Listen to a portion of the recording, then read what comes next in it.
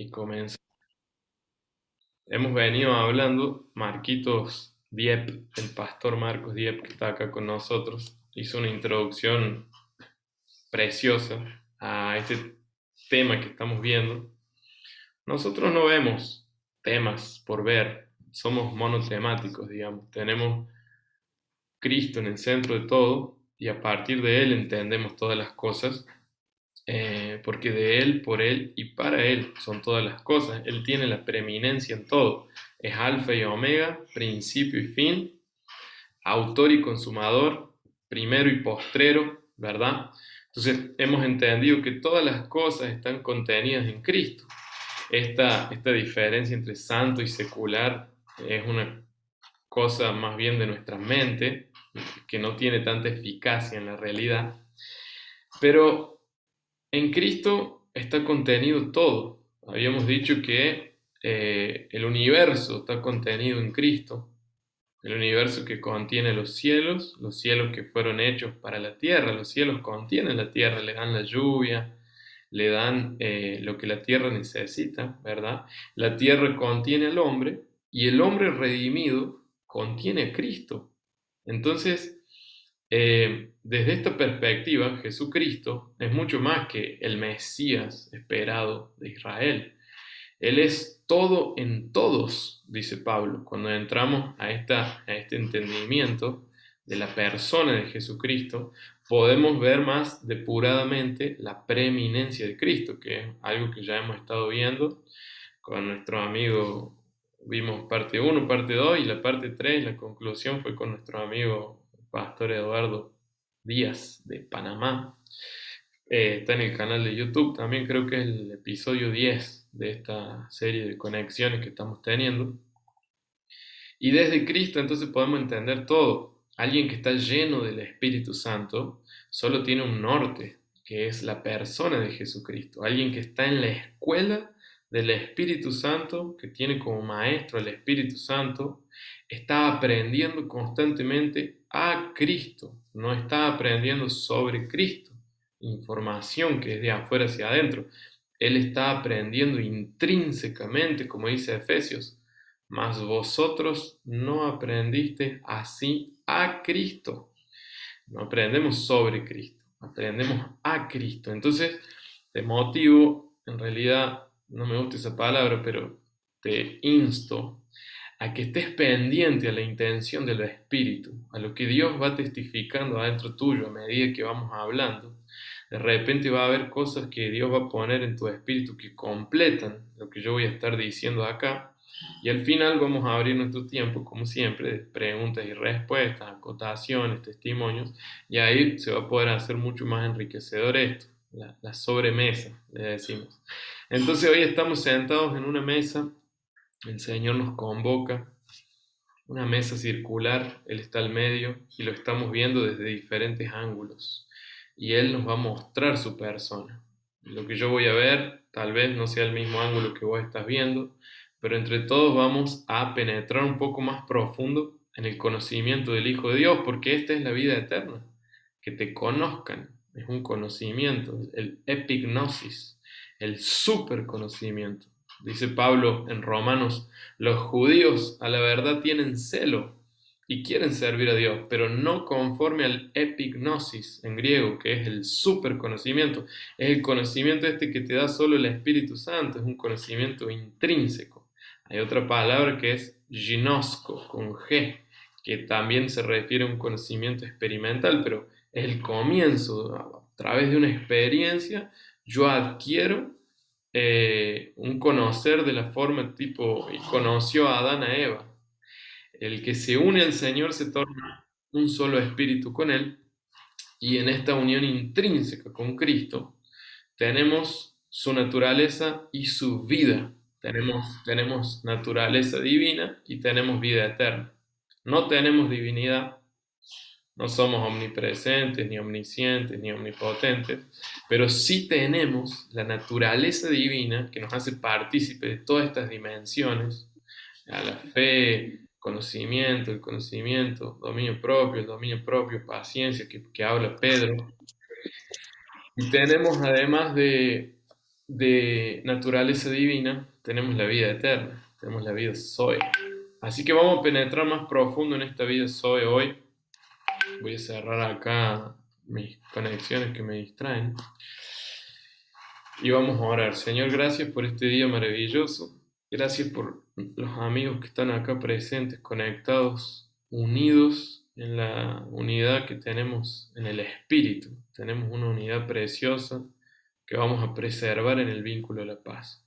Pero queremos crecer hasta alcanzar la unidad de la fe. Señor, esa unidad que aún no alcanzamos, la unidad que tenemos, la disfrutamos, pero la que debemos alcanzar, hoy te pido, Señor, que haya unidad de pensamiento, un mismo sentir, una misma fe, todos debajo de un mismo espíritu, de un mismo bautismo, bajo un mismo Padre que hace todo a través de todo. Señor, alinea todo lo que hoy se ha hablado y ha expuesto a la verdad presente de Cristo en nosotros, y por medio de la cruz opera, matando todo aquello que tiene que ser crucificado en nuestra voluntad, en nuestro intelecto y en nuestras emociones. Señor, tú eres quien produce el querer como el hacer por tu buena voluntad, y yo te glorifico porque sé que hoy será una jornada maravillosa.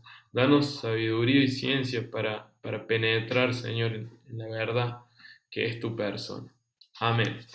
Bueno, voy a compartir acá rápidamente la pantalla con ustedes. Marquitos hizo una introducción tremenda al tema que estamos abordando ahora. Estamos entendiendo Cristo también, porque la iglesia es Cristo, ¿cierto? ¿Cuántos saben que la iglesia es Cristo corporativo? El Cristo colectivo es la iglesia. Estar en Cristo es estar en el cuerpo de Cristo, que es la iglesia.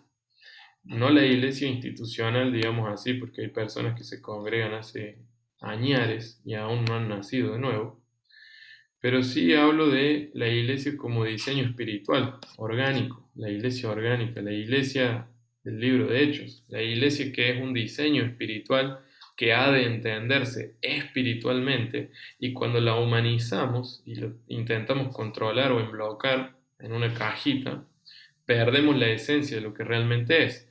Entonces el Cristo colectivo, que habíamos aprendido también que es el nuevo hombre, es un hombre corporativo, es la iglesia. Es una expresión de Cristo, es la autoexpresión de Cristo en la tierra.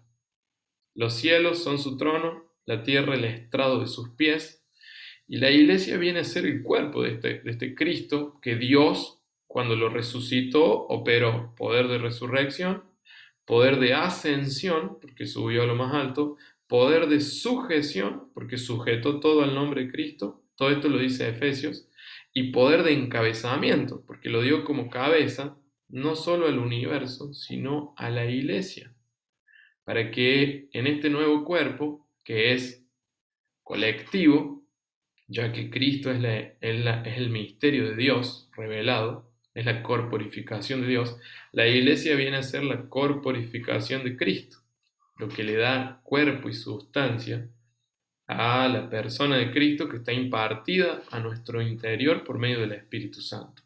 Así que vamos para allá, voy a compartir la pantalla. A ver, no me sale acá para compartir. Ahí sí. Bueno. Hoy tenemos la continuación de la introducción que hizo Marquitos Dieppe, donde hablamos. ¿Se ve bien ahí? Dame un ok, una manito ahí si se ve bien.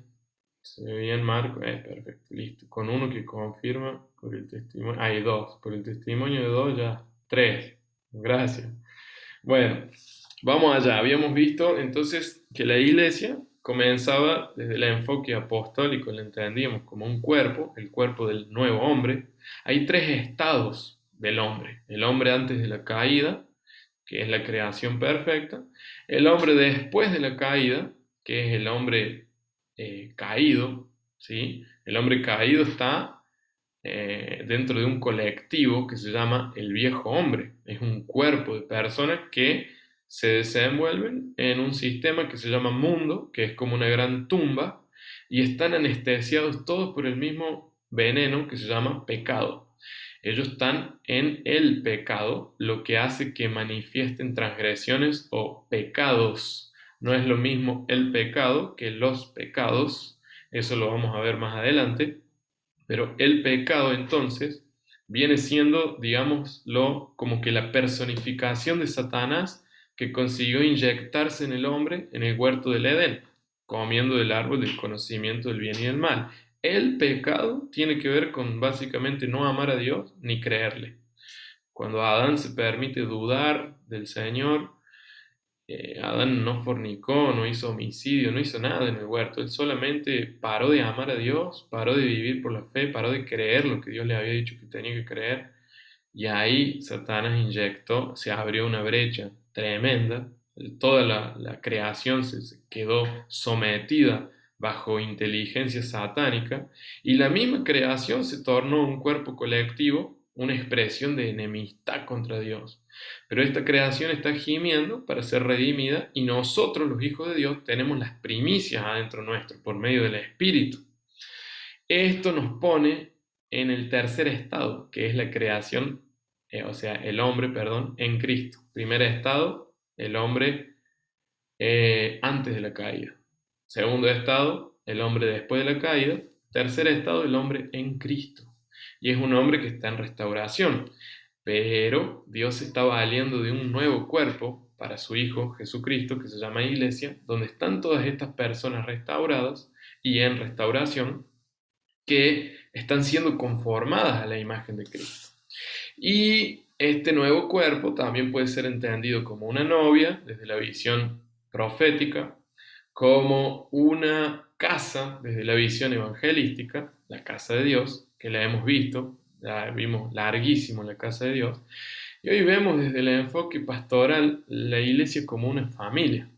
Entonces entendemos a la iglesia como una gran familia de fe, portadora y comunicadora de una gracia multiforme en el propósito eterno.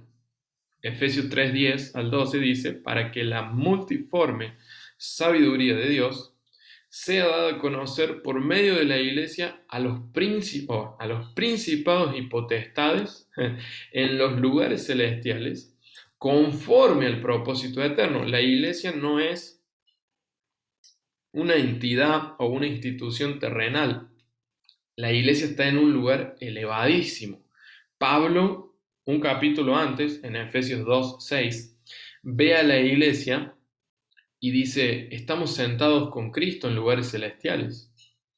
Israel es la nación terrenal de Dios, es la arena del mar que Dios le hace ver a Abraham, así será tu descendencia, los hijos de la carne de Abraham. Pero Dios le dice también, mira las estrellas del cielo. Y ahí tenemos los hijos espirituales, como dice Romanos, linaje de Abraham somos, espiritual, el padre de la fe. Y las estrellas del cielo habla de una nación celestial, que es la nación santa, que escribe Pedro en 1 Pedro 2:9, dice, nación santa, real sacerdocio, pueblo escogido para anunciar las virtudes de aquel que nos tomó de un colectivo condenado que se llama viejo hombre y nos trasladó a un colectivo redimido que se llama Cristo, el nuevo hombre. Tiene su expresión llamada iglesia. Entonces, conforme al propósito eterno, agarra esta frase, el propósito eterno de Dios es que la iglesia sea la autoexpresión de Cristo en la tierra, dando a conocer por medio de la iglesia, o sea, el segundo cuerpo que Dios le dio a Jesucristo, el primer cuerpo, el cuerpo de Jesús de Nazaret, uno solo, estaba limitado el Cristo ahí adentro. Pero hoy Él bajó a lo más bajo, subió a lo más alto y se impartió por medio del Espíritu Santo para habitar subjetivamente en nosotros. Y ese es el Cristo que seguimos. Hoy seguimos a Cristo de adentro hacia afuera. Y por medio de la iglesia, Él da a conocer a principados y potestades en los lugares celestiales la multiforme sabiduría de Dios. Entonces la iglesia, si vamos a verla como familia, vamos a entenderla como una familia comunicadora de una gracia multiforme.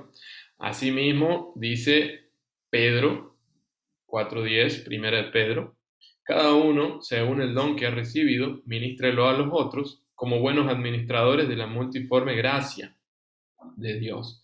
Gracia y sabiduría son dos expresiones de la vida divina fluyendo en nosotros que se comunican. La sabiduría se comunica y la gracia también. Eh, Tanto la sabiduría como la gracia pueden ser entendidas como la persona de Cristo. Pablo escribe que Cristo es poder y sabiduría de Dios para griegos y para judíos, y también él da a entender que la gracia es la vida de Cristo o la vida de Dios dada a los hombres por medio de Jesucristo. Entonces nosotros respiramos gracia y comunicamos gracia. Pero fíjense que la familia esta comunica para afuera, a principados y potestades, y para adentro, uno a los otros. Entonces dentro de esta familia de fe existe una economía, oikonomos en griego, que es la administración de la casa, el cuidado de la casa. Economía también se traduce como dispensación en el Nuevo Testamento. Y esta economía va en concordancia al propósito eterno, que nada más es que revelar a Cristo. Sáquese esto, propósito eterno, revelar a Cristo, conocer a Cristo, porque Cristo Jesús reveló al Padre, ahí comenzó, digamos, Cristo es el misterio del Padre revelado, ¿verdad? Pero la iglesia es el misterio de Cristo. Cristo necesita la multiforme sabiduría, la multiforme gracia para revelar su persona. Entonces, escuchen esto. Yo siempre bato en esta tecla porque para entender lo que Dios está haciendo en esta dispensación, tenemos que entender que Cristo es el misterio del Padre revelado. Cristo es la perfecta expresión de Dios, es la corporificación del Dios triuno. Él contiene a Dios, la habitó corporalmente, dice Colosenses, en Cristo. Dios habitó corporalmente. Cristo es la corporificación de Dios, la imagen visible del Dios invisible. Pero Cristo se desdobla en un segundo cuerpo, estoy hablando de Jesucristo, ¿verdad? En un segundo cuerpo Él se imparte y este segundo cuerpo se llama la iglesia. Entonces la iglesia es el misterio de Cristo revelado. Por eso Cristo en nosotros, plural, es esperanza de gloria. No es Cristo en mí solamente. Nos necesitamos unos a los otros en esta familia y necesitamos entender que parte del propósito eterno es comunicar y revelar una expresión más nítida de este Cristo. Ahí existe una medida entonces de Cristo que yo tengo que dar, que vos tenés que dar diariamente, y en la razón que vamos dando esta medida, Cristo se va expandiendo en nosotros y va cobrando nitidez, va siendo conocido. La iglesia es una nación santa celestial que está desparramada por las naciones de la tierra. Entonces, este evangelio del reino será predicado en todas las naciones para testimonio del mundo, y entonces vendrá el fin. La iglesia comienza también como una ciudad, va para una nación y termina como un reino en la era venidera. Ya lo vamos a ver, eso no es el tema de hoy, pero viendo como familia entonces tenemos que entender la economía de Dios en comunicación, concordancia de propósito y un algo o un blanco que es revelar a Cristo. Entonces la familia de Dios, hoy vamos a aprender el funcionamiento y el crecimiento de la familia de Dios. Estos dos puntos, cómo funciona la iglesia como la familia de Dios y cómo crece y se expande la iglesia como la familia de Dios. Vamos a ver entonces dos puntos acá, que Cristo es el alimento que da crecimiento a esta gran familia de la fe, y Cristo es el motor del amor que da funcionamiento a esta gran familia de la fe. Empecemos por el funcionamiento. El funcionamiento de la familia de Dios está basado en el amor. El amor y tiene todo que ver con la conformación. ¿Se acuerdan que el propósito eterno que siempre hablamos en Romanos 8:29, ya nos dimos cuenta que nosotros no somos el centro de la dispensación, de la economía de Dios? El centro es Cristo y Él está preparando una novia para este Cristo. Y nosotros somos parte de esa novia, pero esa novia tiene que cumplir con ciertas exigencias, porque comienza como una dama de honra, comienza como una virgen, va para una dama de honra y después se transforma en novia y después en esposa. En el día del Señor, en el día del Señor, que es en la era venidera, una dispensación nueva que va a durar 1000 años. Esta es la manifestación del reino. Hoy tenemos la realidad del reino en nosotros y la semejanza del reino en las parábolas para entenderlo. Pero en la era venidera vamos a tener la manifestación cuando el rey vuelva. El reino va a ser literalmente establecido para quedarse. Y desde Israel, en Jerusalén, capital de las naciones, todas las naciones andarán a la luz de Israel y cumplido el tiempo de los gentiles, Dios va a restaurar todas las cosas ahí. Esto habla de reino y de era venidera. Entonces, pero entendamos ahora dónde estamos nosotros parados.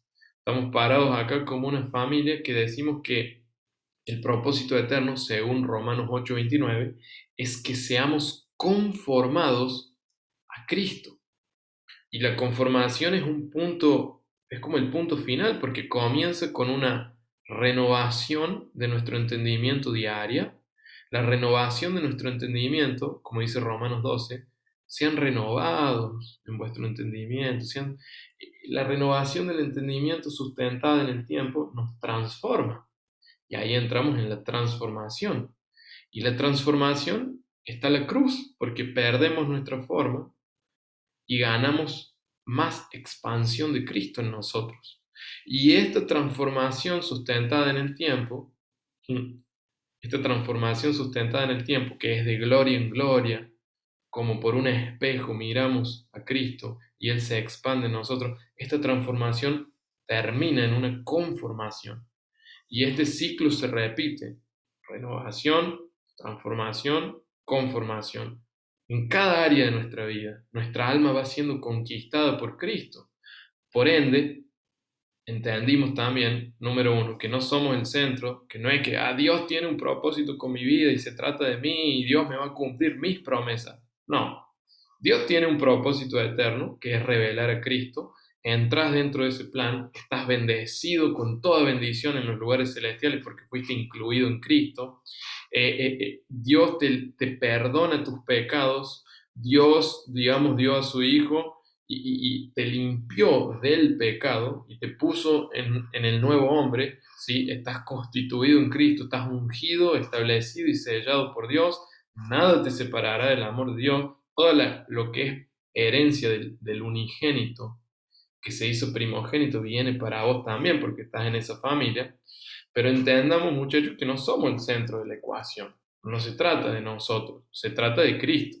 Y si como iglesia queremos hacer la voluntad de Dios para entrar en el reino, no todo el que me dice Señor, Señor entrará en el reino, sino el que haga la voluntad de mi Padre, tenemos que entender la intención del corazón del Padre en esta era, que es revelar al Hijo.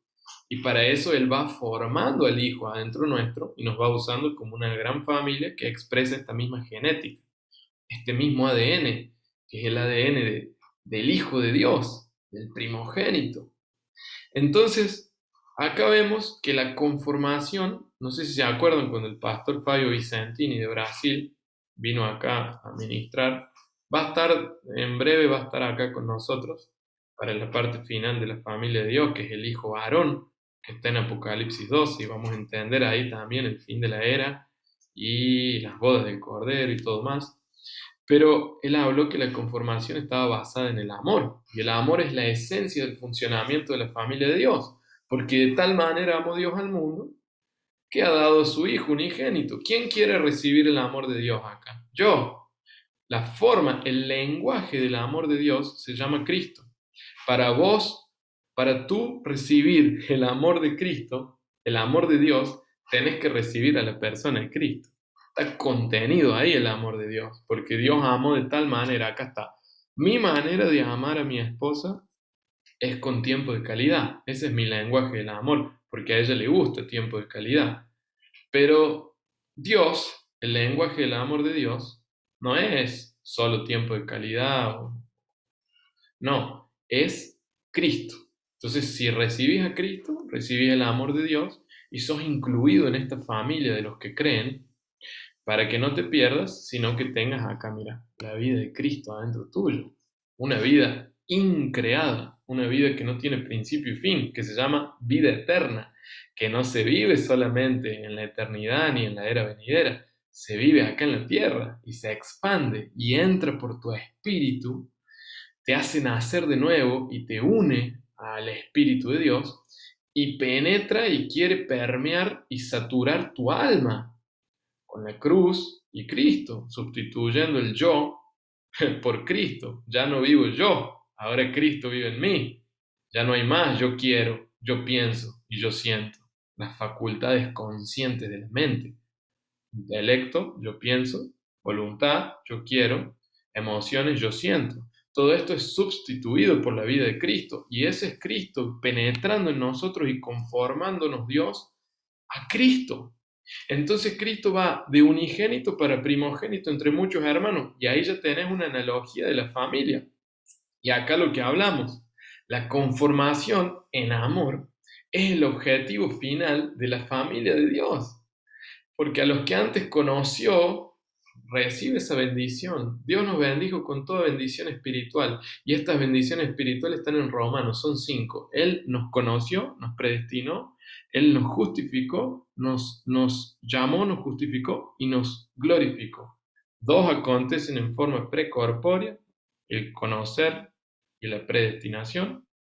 2 acontecen en forma corpórea, Él te llama y te justifica en esta era, y si entras en Cristo, tenés la quinta bendición, que es la glorificación, que acontece después de la resurrección. Va a haber personas resucitadas en la protoanastasis, que es la super resurrección de entre los muertos, la primera resurrección. Y personas, bueno, van a tener algunas más gloria que otras, porque depende también del proceso de salvación en el alma, esto que ya lo hemos visto más atrás, pero como Pablo escribe en Corintios 15, algunos tendrán como las estrellas del cielo, unas más glorias que las otras. Pero no es el tema hoy. Hoy estamos en esta era todavía, estamos entendiendo que el objetivo de Dios es conformarme a esa forma, a esa horma. Roger, que estabas viendo ortopedia, en ortopedia hay una horma para hacer un calzado, me parece. Pienso yo. Franquito compartió un ejemplo de esto precioso en el grupo y puso la horma de un calzado, como de adentro hacia afuera le iba dando forma esta horma con H. Y esta horma es el Espíritu de Cristo expandiéndose en nosotros y conformándonos a la imagen de su Hijo. Es como el prototipo, el primero de la serie, Cristo, el primogénito, pero a la vez Él también está en toda la serie porque está dentro de nosotros, que somos la serie, y Él está al último de la serie también porque es el que comienza y termina todo. Entonces, pero para que Él sea, ¿qué? Primogénito entre muchos. Acá tenemos unigénito, único, todavía no compartió su herencia, pero cuando Dios lo envió al mundo a morir como el grano de trigo que cae en tierra, para después llevar muchos. ¿Qué pasa ahí? Hay una transición, va de unigénito para primogénito entre muchos. Entonces, Él no se avergüenza de llamarnos sus hermanos. Por lo tanto, Jesús y los que Él hace santos, Dios te está santificando. Sos santo a los ojos de Dios. Los que Él hace santos tienen el mismo Padre. Opa, ahí está la familia. Por esa razón Jesús no se avergüenza de llamarlos sus hermanos. Me gustó esta otra traducción que dice, tanto el que santifica como los santificados, estoy leyendo NBI, tienen un mismo origen, por lo cual Jesús no se avergüenza de llamarlos hermanos. Y ese es el Padre, nuestro origen y nuestro destino. Somos copartícipes de una misma herencia, como lo vimos acá, y de un mismo origen. Pablo va a desglosar esto más claramente en Romanos.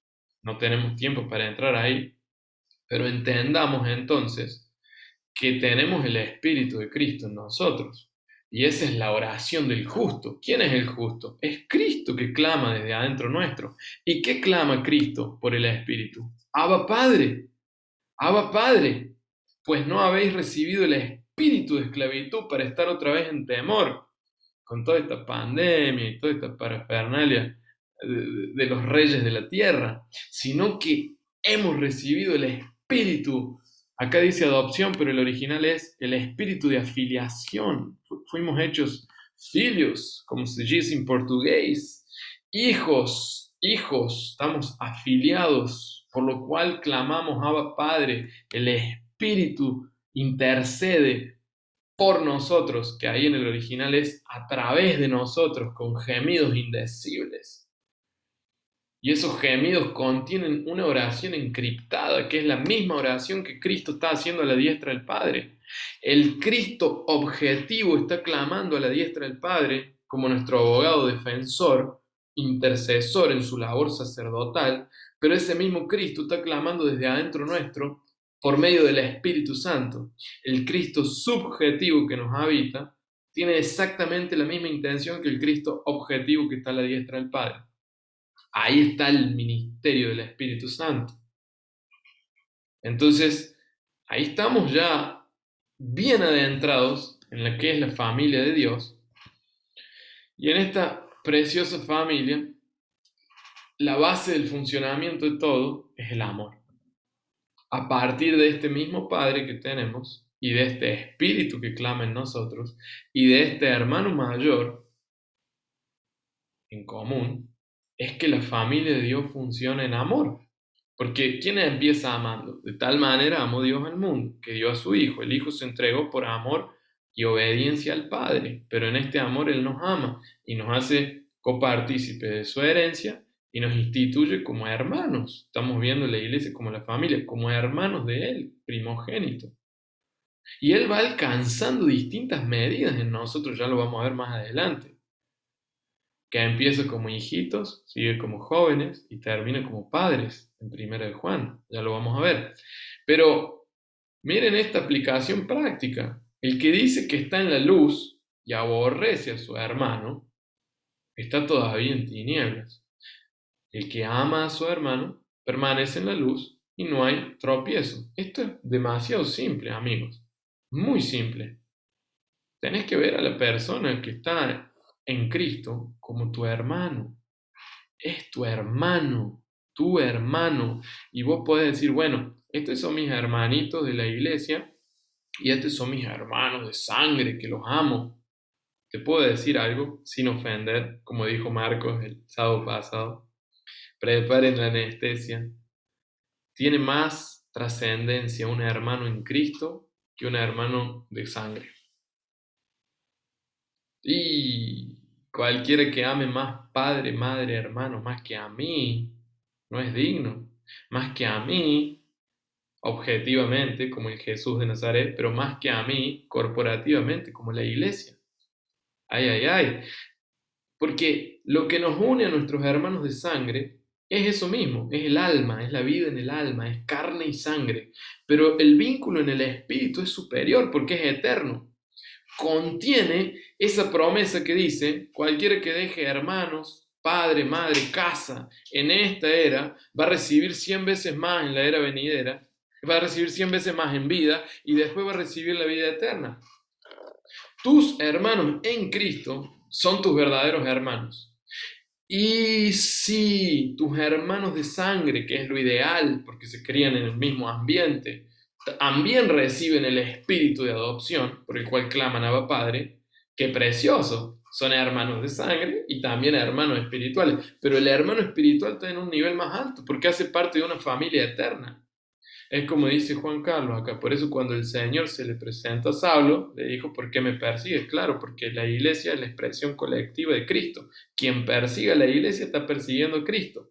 Pero entiendan que la iglesia es la familia de Dios y es eterna, trasciende esta era, trasciende la era venidera y se ancla en la eternidad futura, como esa nueva Jerusalén que desciende de los cielos.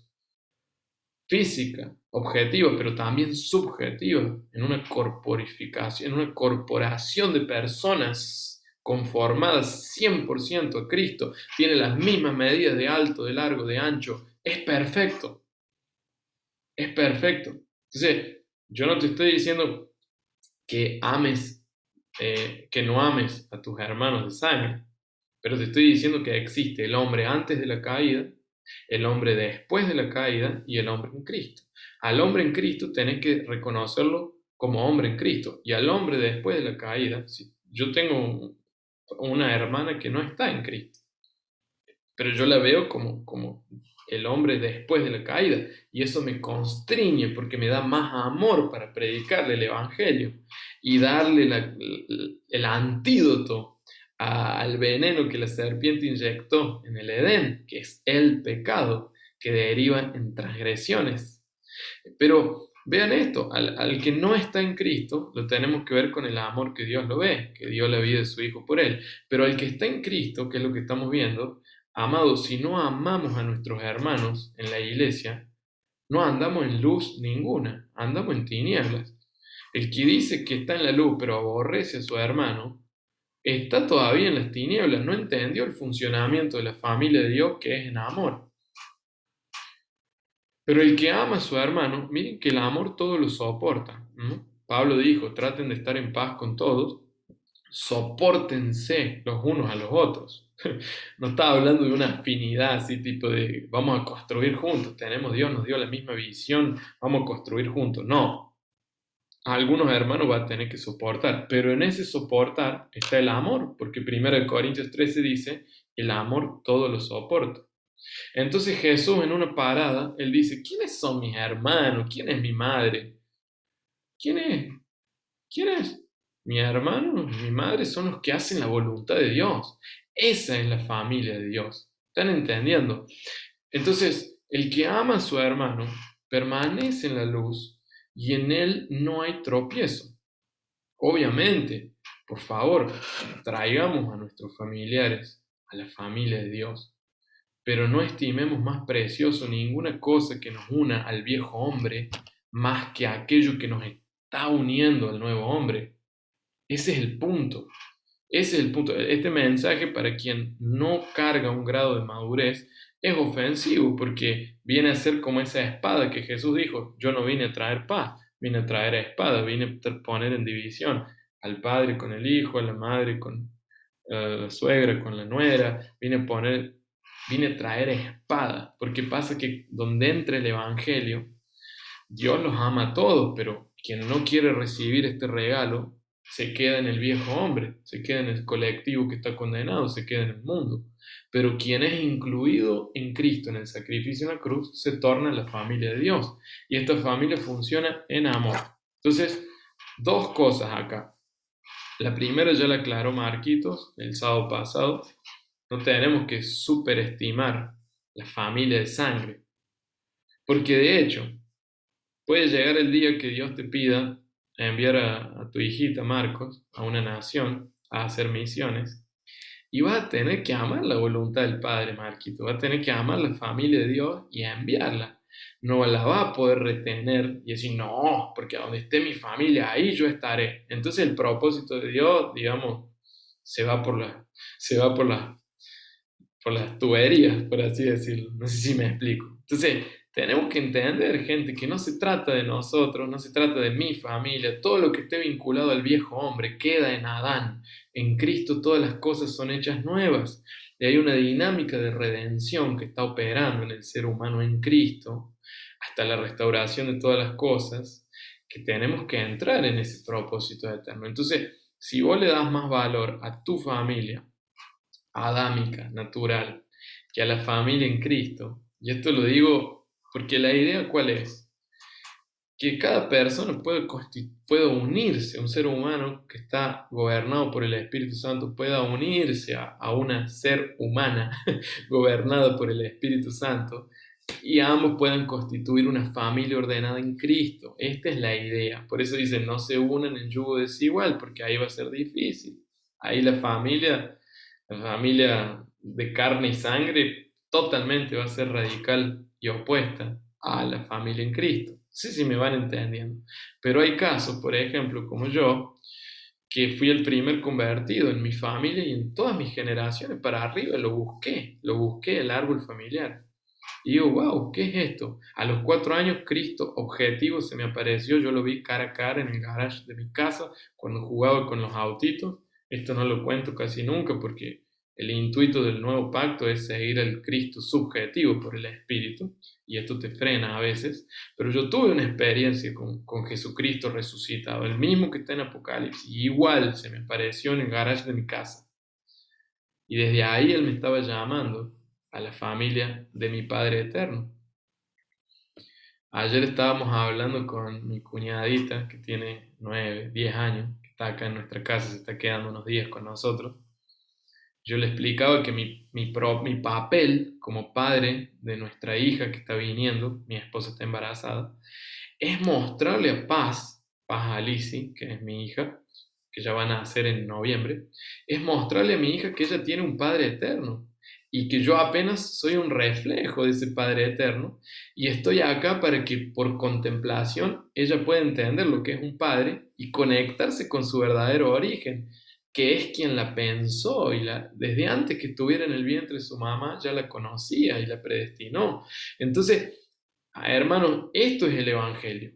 Esto es el Evangelio. Son buenas noticias.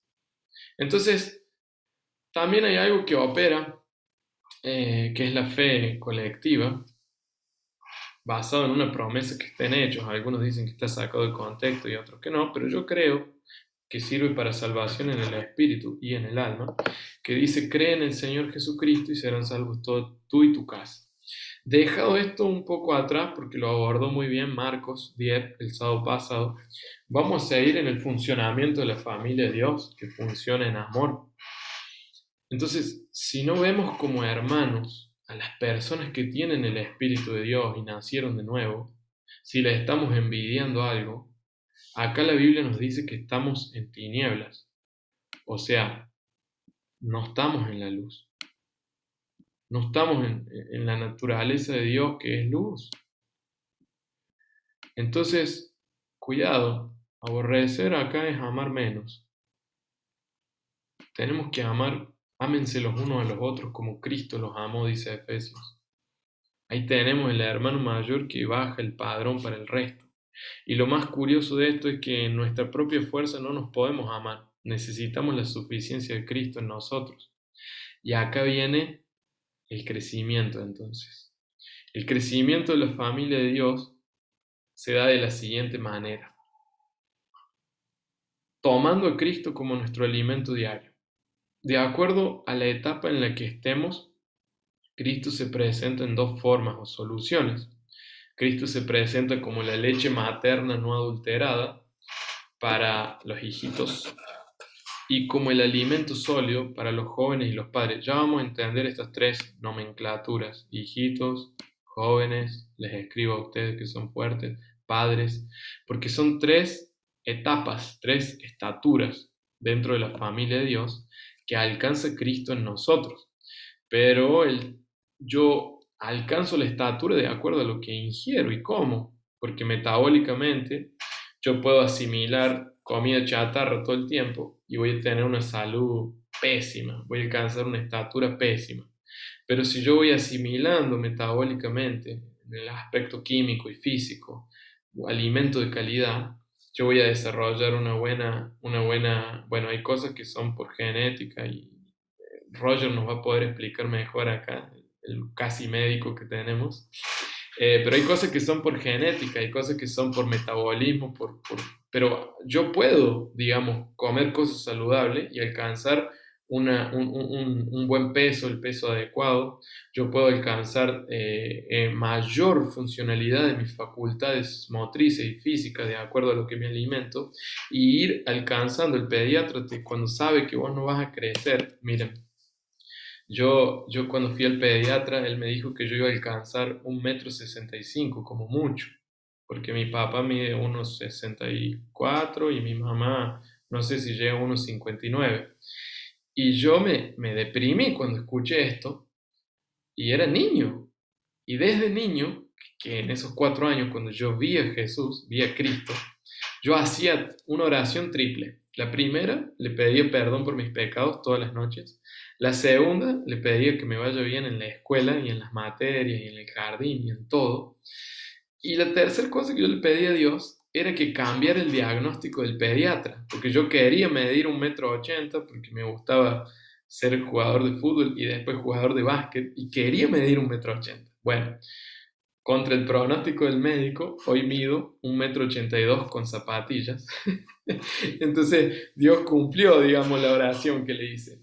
Pero de acuerdo, esto también tuvo que ver con mi papá y mi mamá que desarrollaron un plan de acción y me dieron los mejores alimentos, los mejores suplementos y hoy alcancé la estatura que tengo. Pero acá va entonces el padre que está suministrando un alimento, el padre de la familia, a los hijos, que es Cristo, en forma de leche materna y en forma de alimento sólido. Gálatas 2:20 nos recuerda que el crecimiento de la familia de Dios no está determinado por mi crecimiento, digamos, terrenal acá, sino por el crecimiento o por el incremento, digamos, de la vida de Cristo en nosotros, formándose en el interior de cada hijo e hija en esta gran familia de la fe. Acá yo marqué un concepto básico, ya le voy a mandar este en PDF en el grupo, que crecer en Cristo significa que Cristo crezca en mi interior, está mal escrito ahí, en mi interior, y yo muera, yo tome la cruz, me niegue a mí mismo, y siga el impulso interno del Espíritu que me va llevando a que Cristo sea formado en mí. Entonces Gálatas dice, hijitos míos, saquen esta frase acá, guarden esta frase, hijitos míos, hijitos, por quienes vuelvo a sufrir dolores de parto. Esta frase también es interesante, después vamos a ver la mujer que da a luz al hijo varón en la familia de Dios, hasta que Cristo sea formado en vosotros. Entonces Cristo se presenta como la leche materna no adulterada, en 1 Pedro 2:2, dice, desead como niños recién nacidos la leche espiritual no adulterada, para que por ella crezcáis para salvación. Cristo es esa leche espiritual que necesitan los que acaban de nacer de nuevo. Si yo nací de nuevo en mi espíritu, nací del agua y del espíritu, soy un bebé en la fe. Necesito leche espiritual no adulterada, y esa leche espiritual no adulterada viene como fundamentos y lecciones básicas, que es el propio Cristo. Crecer para salvación acá, para que por ella crezcáis para salvación. ¿Qué es salvación si ya fui salvo en el Espíritu? Sí, perfecto. Regeneración es vida eterna, es salvación en el Espíritu, estar unido al Señor. Pero la salvación en el alma, que es la salvación dinámica que se desarrolla día tras día, significa que Cristo crezca en mí. Y por eso necesito tomar leche, el periodo que tengo determinado por Dios, tomar leche. Ahora podemos ver la leche y el alimento sólido juntos. En 1 Corintios 3, Pablo le dice a estos que se estaban peleando ahí, estaban diciendo, yo soy de Apolo, yo soy de Pablo, yo soy de Pedro, que es Cefas, yo soy de Cefas, yo soy de Cristo. Y les dice, hey, os di a beber leche y no vianda, porque aún no erais capaces, ni sois capaces todavía. Estas personas que estaban activadas en los dones del Espíritu, estas personas que tenían gracia de Dios, vivían en una ciudad perversa como lo era Corinto, una metrópoli de comercio, pero también de un alto nivel de impureza sexual y de fornicación y de prostitución y de adulterio, que hasta incluso eso había entrado a la iglesia, y pueden ver en 1 Corintios 5:5 a Pablo entregando una persona a Satanás. Eso después lo vamos a ver después, lo que es el pecado de muerte y todo eso. Pero acá dice, yo les di de beber leche, les tuve que volver a dar la leche materna, porque no les pude dar vianda, que es alimento sólido. Nota, vianda acá se refiere al alimento sólido que vamos a ver a continuación. Porque aún, entonces el bebé, están viendo cómo Cristo es formado adentro nuestro, muy parecido. Tenemos 9 formas del fruto del Espíritu y tenemos 9 meses de la gestación de un bebé adentro de una persona, de una madre, ¿no? Pero Cristo se va formando dentro nuestro, y cuando nacemos de nuevo, necesitamos, como un bebé que no tiene dientes, no puede masticar, no puede tragar algo sólido. Si le das comida sólida a un bebé, se muere. Pero acá, leche materna no adulterada. Pero cuando crece, miren lo que dice Hebreos 5:12 al 14. Porque debiendo ser ya maestros, después de tanto tiempo, tenéis necesidad de que os vuelva a enseñar cuáles son los primeros rudimentos. Ahí está la leche, los primeros rudimentos de la palabra de Dios, de las palabras de Dios, y habéis llegado a ser tales que tenéis necesidad de leche y no de alimento sólido, y todo aquel que participa de la leche es inexperto en la palabra de justicia, que es Cristo en nosotros, que nos torna instrumentos de justicia. Tengo que ser experto, experiente en desarrollar mi espíritu como el órgano capaz de reconocer la presencia y la iniciativa de Cristo en mí y palparlo y tocarlo y verlo en mi espíritu para ser transformado de gloria en gloria. Somos semejantes a aquello que contemplamos. Si yo estoy contemplando a Cristo en mi espíritu, me hago experto en la palabra de justicia, que después la puedo predicar, la puedo hablar, la puedo expresar, puedo orar por personas y ellos se sanan. Hay una expansión de Cristo en mí, pero es porque estoy entendiendo lo que me fue dado. No tengo oro ni plata, pero lo que tengo te doy. En el nombre de Jesucristo de Nazaret, levántate y sé sano. ¿Cuántos vieron el testimonio del milagro que pasé ahí en el grupo? Fue precioso, fue precioso. El domingo ministrando en Paraguay, en Ciudad del Este, en la iglesia en las casas, Dios sanó a un hombre, al padre de un muchacho que es profeta en la congregación, que él no conseguía levantar el brazo. Y él trabaja con cuestiones ahí que tiene que lijar, pintar, hacer arreglos. Y, y yo coloqué mis manos sobre él. Apenas escuché que él dijo, no puedo dormir porque me duele. Le estaba comentando a una persona. Yo dije, ¿cómo? No, acá estamos en la iglesia, estamos en el cuerpo, no en la iglesia como local físico. Por acá fluye la sangre y el Espíritu de Cristo. En este cuerpo hay sanidad. En el nombre de Jesús de Nazaret, fuera dolor. Ahora comience a mover. Y empezó a mover y empezó a levantar y no podía levantar así. Y en un momento, track, levantó, empezó a dar gloria, testificó. Traje para orar conmigo a un niño también que me vio ahí, él estaba atento como yo oraba. Y lo miré y le dije, vos también, oremos juntos. Ordenale ese dolor que se vaya en el nombre de Jesús. Y me dice, ¿cómo? Lo mismo que me viste hacer, hace ahora, vamos a orar. ¡Pum! Hermoso. Y hubo una activación de niños y precioso. Después yo les cuento esto que no viene el tema. Pero hasta que no entendemos lo que nos fue dado, no lo podemos suministrar a otros. Y ahí está la diferencia entre la leche, que parece que el autor de los Hebreos acá está hablando mal de la leche. Pero no, la leche es buena, miren lo que dice Pedro. Deseen la leche, porque son recién nacidos. Ahora, ya llega un punto que cuando vos no le podés seguir dando de mamar leche a un niño que tiene 9 años, 10 años, 11, 15 años, a un joven, no le podés dar la leche, es para los hijitos. Para los jóvenes ya viene el alimento sólido. Dice, porque es niño, pero el alimento sólido es para los que han alcanzado, saque esta palabra, madurez, es una estatura de Cristo en mí. Y necesitamos avanzar hacia la unidad de la fe, del conocimiento del Hijo de Dios y la madurez o la estatura del varón perfecto, que es este hijo que va a dar a luz la mujer en Apocalipsis 12, lo vamos a ver con más detalle más adelante, para que los que por el uso, por el uso, diga conmigo, Dios me está entrenando, yo estoy siendo entrenado en esta era. Quien aprenda a disfrutar a Cristo hoy subjetivamente por el Espíritu Santo, con certeza lo va a poder disfrutar objetivamente en la era venidera, en el reino milenario. ¿Cuántos quieren reinar con Cristo? Todos.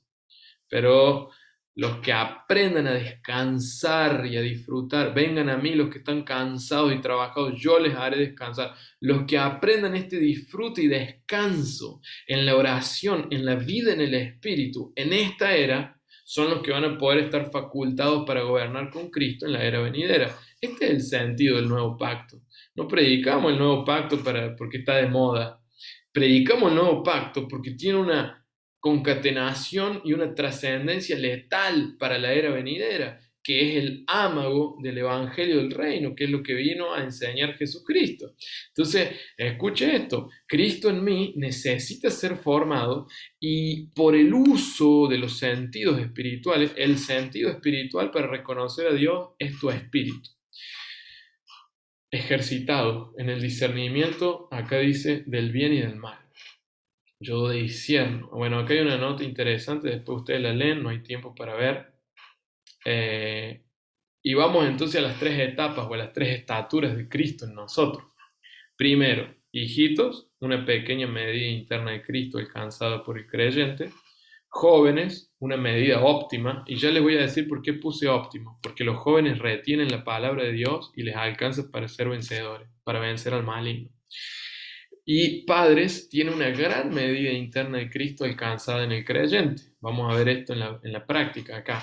Os escribo a vosotros, hijitos, porque vuestros pecados os han sido perdonados por su nombre. Ahí tenés, perdón, de pecados, no de pecado. El pecado no es perdonado, es extirpado. Lo que es perdonado son los pecados, las transgresiones. El pecado es el mal que habita en mis miembros. Necesito vencerlo con la cruz y Cristo todos los días. Los pecados tienen que ver con conducta y eso es lo que nos es perdonado. El perdón de Dios abraza las eras, pasado, presente y futuro. Y los hijitos son los que acaban de ser regenerados y acaban de recibir el perdón de sus pecados por el nombre de Cristo. Pero también les escribo a ustedes, padres, porque conocen al que es, desde el principio. Ahí viene a ser la preeminencia de Cristo.